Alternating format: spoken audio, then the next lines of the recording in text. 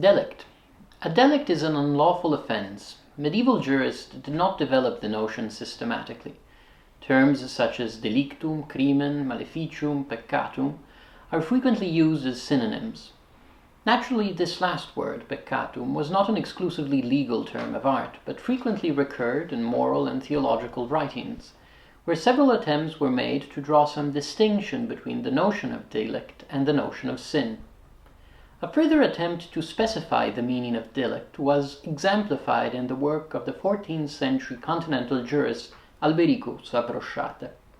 Discussing the meaning of delict in his legal dictionary, Albericus distinguished it from the notion of crime.